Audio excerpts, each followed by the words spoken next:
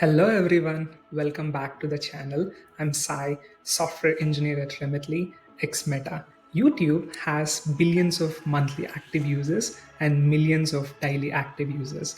Have you ever wondered how YouTube will be updating the video count in life? And I would love to walk through how YouTube uses infra like message queues, caches, and distributed databases to let this happen. Are you ready? Let's get started.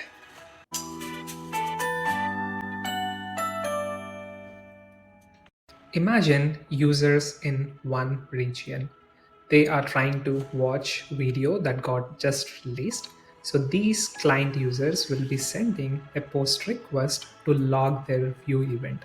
And this will be reaching to the server. Then the server can do two things. One, it can update the database of with this new count. Second, it can take the request, go to the cache and increment the count of the specific video. Whereas on the other side of the world, there are already existing video who has been watching this video. So these users can send a poll request to get the updated view count once in every 15 to 30 seconds. We call it as polling. And when it reaches to the server can simply look at the cache with the live count and it can respond back with the live count that has been updated in the cache. This can be simple setup, which beautifully works for few users, but it crumbles when there is huge scale as YouTube where the users are distributed globally. Let's see what core problems this system at scale would face.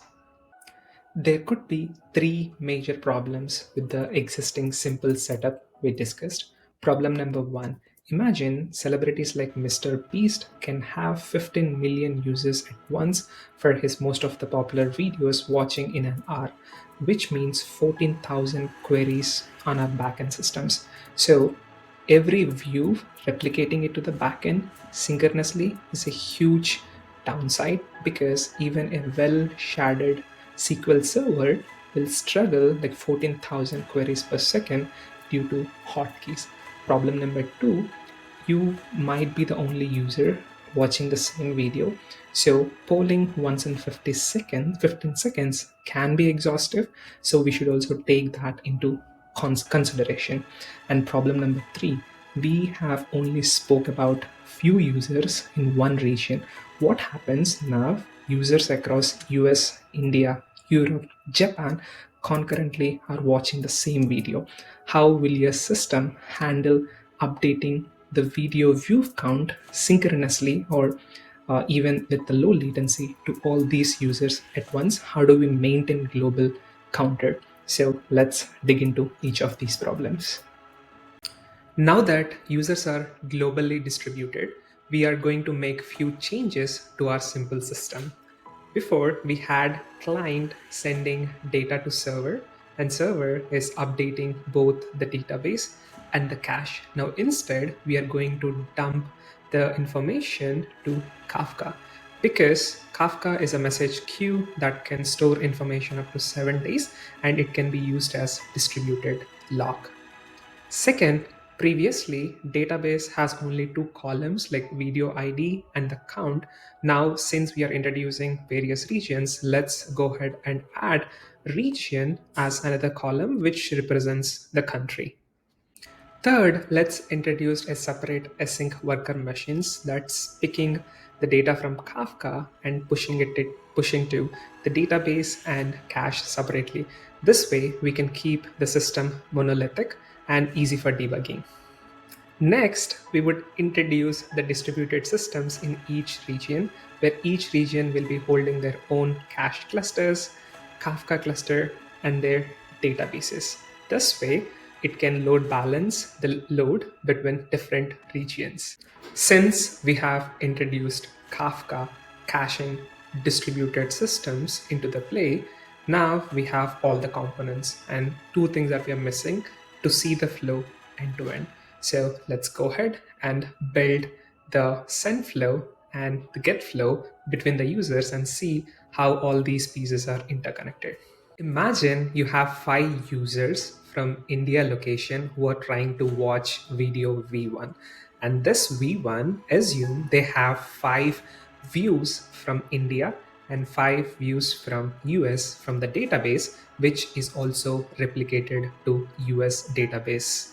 Then one of these user will send an initial request to get the view metadata for the UI before watching, and the server will first check within the cache. Since it's a new video, the cache has no data, then the server goes to the database, get the metadata, and update the cache with view count and return back to the user. Later, when the rest 4 users would be checking for the metadata, this data is available and they will get the information. These 5 users now will be sending a post request to log their view count to the server. Now, the server, as discussed, will be dropping these events to Kafka by hashing their video ID to find a partition. Then we have consumers that would be picking this message from Kafka to dump into database and to dump into cache separately.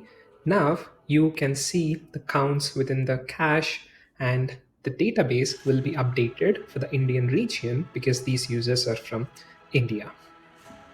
After that, any new user watching this video 1 in that region can request server, and server can return back the latest count from the cache to this user. That's how the users can get the updated view count. This looks great when the updates happen within the same region. Now, what happens when viewers not in Indian location but in US location are viewing up? Now, how that will be getting updated to other regions, for example, India. Let's see that. Let us imagine 5 more users had been watching this video V1 in US region. They will be pushing a post request to the server in the US region through load balancer, and now the server will dump it to Kafka in US region. Then the consumer reads from the Kafka and updates the cache. But here is the second important thing. Now the second consumer will not update the database in US, but it might update the database in India. The reason we do this is because all these consumers will always write to one database, and in our example, let's assume that is India, and let this consumer write to India database, and from there the replication happens to other database. Now it's happening to US. That's how all these databases will be in sync, and tables like Google Spanner or MySQL can do cross-continental replication between 300 to 400 milliseconds, which is not huge. Here is the last piece of the system. Now, India database is having updated data of both US and India. We can now have a reconciliation worker that will run once in a minute, and it can update the cache locally to have the updated US view count. Now, any new user that's been requesting for the view count, this will give him the updated global view count, and this works beautifully well. We are yet to answer the last important question. Are the users still using simple polling to get the updated view count? And the answer is yes. And there are 3 core reasons why it simply uses the simple polling. One, WebSockets or SSEs are super overkill over here because systems like YouTube or even LinkedIn View and Facebook View view count might not need super strong consistency, and they'll go with high availability. And second, it's not like both one-way connections where the users need to get super quick updates within short duration of time. So simple polling in 15 to 30 seconds can be super useful. And if you ask the third question, will this not be an overkill? Not really. And systems like YouTube uses smarter way where their server or user interface can detect that they are not having continuous updates on these views, so they might add delay when they pull the event for the next time. So because of these reasons, simple polling still beautifully works. Awesome. So to conclude, we have seen how systems like YouTube will be using caching and message queues and database replications to let this happen.